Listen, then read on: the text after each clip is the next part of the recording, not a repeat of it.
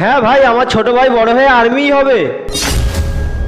ওই এটা কি করছিস তুই? বড় হয়ে ডাকাত হবি নাকি? তোকে বড় হয়ে আমার মতন আর্মি হতে হবে, ডাকাত না। চল পড়তে বস।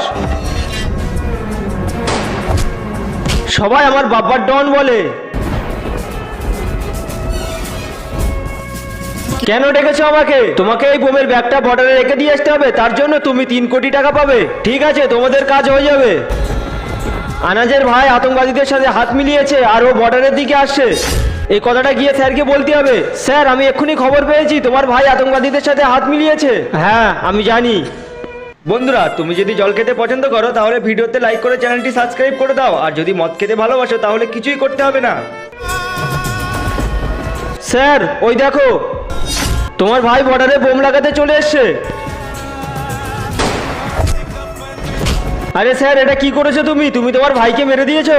ওটা আমার ভাই না, ওটা একটা আতঙ্কবাদী, আর আতঙ্কবাদীদের সাথে আমার কোনো সম্পর্ক নেই।